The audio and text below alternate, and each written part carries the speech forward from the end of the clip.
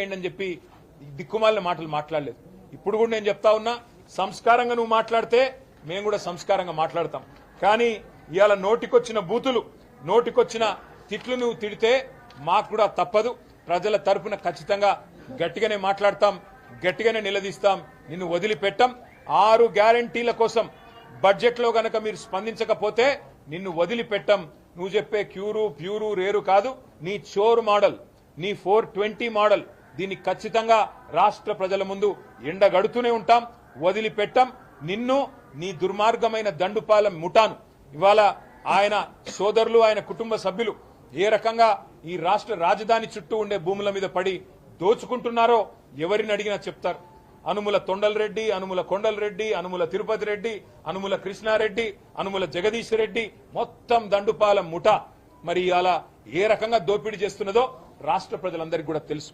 కానీ నేను ఒకటే చెప్తా ఉన్నా, రేవంత్ రెడ్డికి ఒళ్ళు దగ్గర పెట్టుకో. కేసీఆర్ గారి గురించి మాట్లాడేటప్పుడు ఆయన తెలంగాణ తెచ్చిన నాయకుడు, ఆయన ఆషామాషి నాయకుడు కాదు. నీలాగా చిల్లరగా చిలక్కొట్టుడు కొట్టి ఆర్టీఐ పేరు మీద బ్లాక్ మెయిల్ దందాలు చేసి మరి వెనకాల రిటైర్డ్ ఉద్యోగులతో నీ ఇంటి వెనకాల ఆఫీస్ పెట్టుకుని బ్లాక్ మెయిల్ చేసి బతికినోడు కాదు. ఉద్యమాల ఉగ్గుపాలతో మరి రాష్ట్రాన్ని సాధించిన నాయకుడు, ఢిల్లీ మెడల్ వంచిన నాయకుడు కేసీఆర్ గారు. ఆయన కాలి గోరికి కూడా నువ్వు సరిపోవు, ఆయన కాలి గోరుకు సరిపోవు. అట్లాంటి నువ్వు ఇలా వాగే వాగుడు తెలంగాణ సమాజం మొత్తం చూసింది. తప్పకుండా నిన్ను చీత్కరించే రోజు, చీకొట్టే రోజు, అసహించుకునే రోజు, తరిమి కొట్టే రోజు కూడా దగ్గరలో ఉందని చెప్పి హెచ్చరిస్తూ, మీరందరూ కూడా ఇంత లేట్ గా ఉన్నందుకు థ్యాంక్ యూ. మళ్ళొకసారి అడ్వాన్స్ గా హ్యాపీ ఉగాది. Thank you. ఆయన ముఖ్యమంత్రి కదా, ఆయన దగ్గరే అపరిమితమైన అధికారం ఉంది కదా. ఏ విచారణ ఏం చేయదలుచుకుంటాడో చేసుకోమనండి. మేము ముందే చెప్పాం. ఆయన మేము చాలా లెక్కలు రాశాం.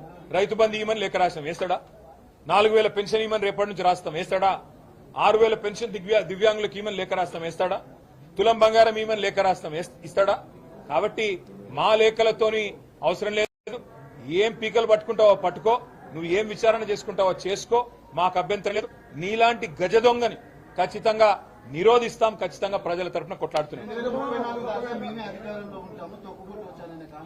అరే తొక్కుకుంటూ వచ్చింది నేను చెప్పిన కదా. ఉత్తమ్ కుమార్ రెడ్డిని, దామోదర్ రాజనరసింహని, శ్రీధర్ బాబుని, పాత కాంగ్రెస్ వాళ్ళందరినీ తొక్కుకుంటూ పేమెంట్ కోటాలో ఢిల్లీకి ఒక 1000 కోట్లు కొట్టి సీటు తెచ్చుకున్నాడు. దానికి ఆయన మిడిసిపడితే మేం చేయగలిగింది ఏం లేదు. నేనే రాజు, నేనే మంత్రిని అన్న వాళ్ళు చాలా మంది గతంలో ఇట్లే మాట్లాడి కొట్టుకొని పోయింది. ఈ మధ్యన ముఖ్యమంత్రి గారు ఒక మాట అన్నాడు, ట్రాఫిక్ చలాన్ల కట్ట ఆటో డెబిట్ పెట్టన్నాడు. అంటే ఏంటంటే ఇప్పుడు మా తమ్ముడు, మా కెమెరామెన్ ఏదైనా బండి మీద పోతుండ అనుకో, చిన్నగా లైన్ దాటిండి అనుకో, ఆయన అకౌంట్లోకి వెళ్ళి డైరెక్ట్ గా కట్ చేయన్నట్టు ట్రాఫిక్ పోలీసు వాళ్ళు.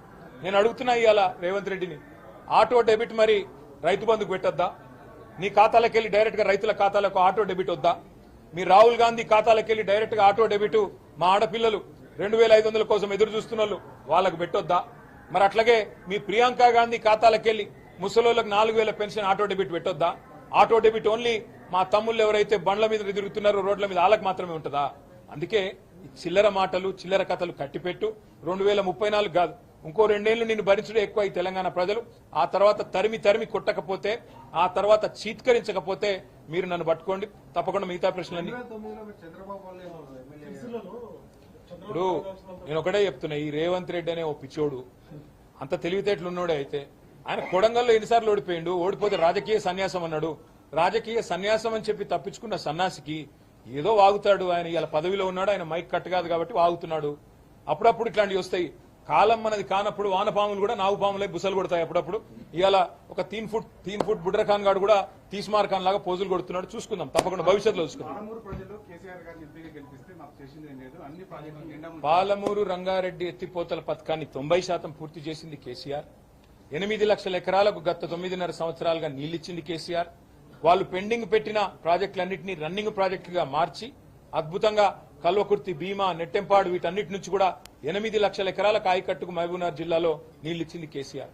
సరే, పాలమూరు బిడ్డనని చెప్పుకునే రేవంత్ రెడ్డి ఇవాళ ఇంతసేపు మాట్లాడిండు 3 గంటలు. ఒక్క మాట తీసిండా పాలమూరు రంగారెడ్డి ఎత్తిపోతల పథకం గురించి? మూసీ మీద ఉన్న ప్రేమలో 100వ వంతు నీకు పాలమూరు రంగారెడ్డి మీద ఎందుకు లేదు? కోపం ఉందేమో జైపాల్ రెడ్డి అంటే, అందుకే జైపాల్ రెడ్డి పేరు పెట్టిండు. ఆ పేరు కూడా తీస్తలేడు మళ్ళా ప్రాజెక్టు పేరు. జైపాల్ రెడ్డి గారి మీద ఉన్న కోపమో ఏందో గానీ ఆ ప్రాజెక్టు పేరు పెట్టిండు. అప్పటి నుంచి ఆ ప్రాజెక్టు ఊసు కూడా ఎత్తుతలేడు. పాలమూరు బిడ్డ అయితే నిజంగానే నీలో పాలమూరు ఏమన్నా పౌరుషం ఉంటే మరి 90% పూర్తయిన ప్రాజెక్టుకు వెంటనే మిగతా 10% డబ్బులు ఇవ్వు, వెంటనే పూర్తి చేసి చూపెట్టు. Thank you.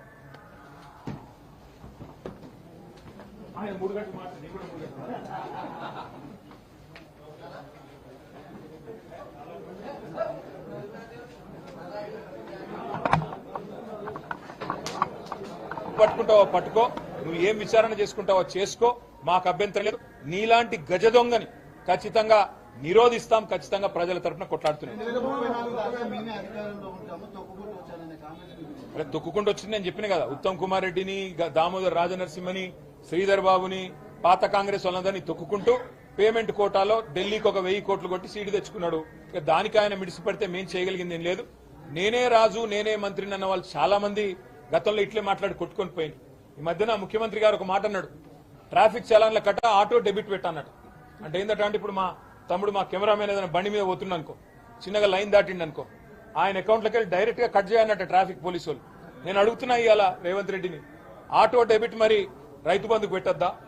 నీ ఖాతాలోకి వెళ్ళి డైరెక్ట్ గా రైతుల ఖాతాలకు ఆటో డెబిట్ వద్దా? మీ రాహుల్ గాంధీ ఖాతాలోకి వెళ్ళి డైరెక్ట్ గా ఆటో డెబిట్ మా ఆడపిల్లలు 2500 కోసం ఎదురు చూస్తున్న వాళ్ళకు పెట్టొద్దా? మరి అట్లాగే మీ ప్రియాంక గాంధీ ఖాతాలకు వెళ్ళి ముసలోళ్ళకి 4000 పెన్షన్ ఆటో డెబిట్ పెట్టొద్దా? ఆటో డెబిట్ ఓన్లీ మా తమ్ముళ్ళు ఎవరైతే బండ్ల మీద